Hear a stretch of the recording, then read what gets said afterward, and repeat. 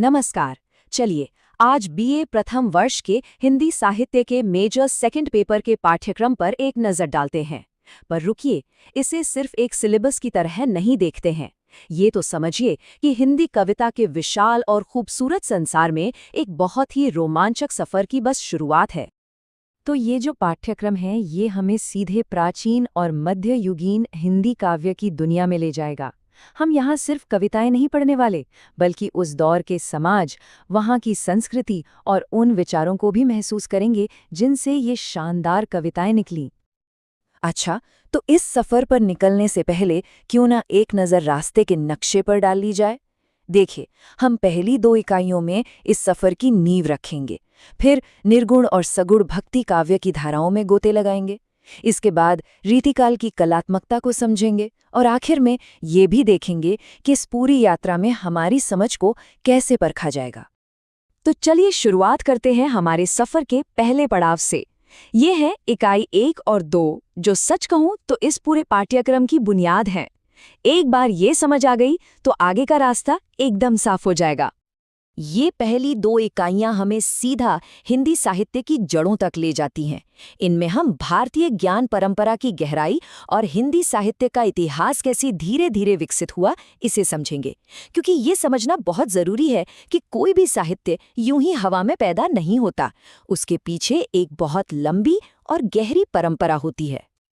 और देखिए, यहाँ सबसे दिलचस्प बात यह है कि हम आदिकाल, भक्तिकाल और रीतिकाल की सिर्फ साहित्यिक बातें ही नहीं जानेंगे, बल्कि उनकी सामाजिक सांस्कृतिक पृष्ठभूमि को भी समझेंगे। मतलब उस दौर का समाज कैसा था, लोग कैसे सोचते थे, और इन सब चीज़ों ने मिलकर उस जमाने की कविता को क्या शक्ल दी। तो जब नींव मजबूत हो गई, तो अब हम भक्ति की पहली और बहुत ही गहरी धारा यानी निर्गुण भक्ति काव्य में उतरते हैं। ये उस ईश्वर की उपासना का काव्य है जिसका कोई रूप नहीं, कोई आकार नहीं। तो सवाल ये उठता है कि इस आध्यात्मिक यात्रा पर हमारे गाइड कौन होंगे? वो कौन से महान कवि हैं जिनकी रचनाओं के सहारे हम निर्गुण भक्ति के रहस्य को समझ पाएंगे? और जो शिष्य है रैदास की ये एक पंक्ति देखिए तो निर्गुण भक्ति का पूरा सार कितनी खूबसूरती से सामने रख देती है। यहाँ भक्त और भगवान के बीच कोई फासला है ही नहीं। वो तो चंदन और पानी की तरह एक दूजे में ऐसे मिल गए हैं कि अलग ही नहीं किए जा सकते। बस यही वो समर्पण है जो इस काव्य की जान है। चलिए अब सफर में अगले पड़ाव की ओर बढ़ते हैं। इकाई 4, सगुण भक्ति काव्य। ये भक्ति की वो धारा है जहाँ ईश्वर के साकार रूप की पूजा होती है, जैसे कि हमारे राम और कृष्ण के रूप में। तो एक बहुत ज़रूरी बात है इन दोनों धाराओं का फर्क समझना। देखिए, निर्गुण भक्ति में ईश्वर हर कण में है, पर उसका कोई तय रूप नहीं। वहीं सगुण भक्ति में भक्त अपने ईश्वर को एक रूप में देखता है, उनसे बातें करता है, उनकी लीलाओं को गाता है, उन्हें महसूस करता है। और इस धारा के 3 बड़े स्तंभ हैं। गोस्वामी तुलसीदास, जिन्होंने राम के मर्यादित जीवन को शब्दों में पिरोया। सूरदास, जिन्होंने कृष्ण के बचपन का ऐसा जिक्र किया है कि वो आज भी आंखों के सामने जिंदा हो उठता है। और हाँ, मीराबाई, जिनकी भक्ति में प्रेम, समर्पण और विद्रोह का एक अनोखा संगम देखने को मिलता है। और जरा इस पंक्ति की गहराई देखिए।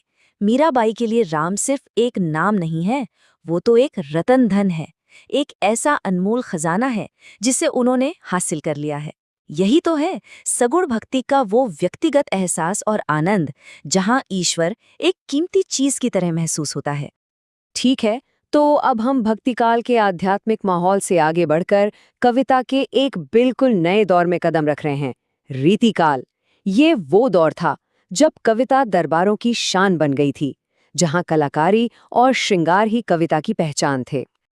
इस दौर में हमारी मुलाकात केशवदास जैसे आचार्य कवियों से होगी, जो कविता के नियम कानून पर बहुत जोर देते थे। तो वहीं वीर रस के कवि भूषण भी मिलेंगे। बिहारी भी हैं, जो छोटे से दोहे में बड़ी बड़ी बातें कहने यानी गागर में सागर भरने की कला में माहिर थे। और घनानंद जैसे कवि भी, जिनकी कविता में प्रेम की गहरी टीस महसूस होती है। बिहारी का ये दोहा, वाह, ये रीतिकाल की कला का एक बेहतरीन नमूना है। सोचिए, सिर्फ 2 पंक्तियों में भक्ति भी है, श्रृंगार भी है और एक तरह का चमत्कार भी। शब्दों की ऐसी बाजीगरी ही इस काल की असली पहचान है। तो ये तो थी हमारे इस साहित्यिक सफर की पूरी रूपरेखा। लेकिन कोई भी यात्रा बिना मूल्यांकन के पूरी नहीं होती है ना। तो चलिए अब ये भी देख लेते हैं कि इस पाठ्यक्रम में हमारी समझ को परखा कैसे जाएगा। देखिए, मूल्यांकन की प्रक्रिया बहुत ही सीधी और साफ है।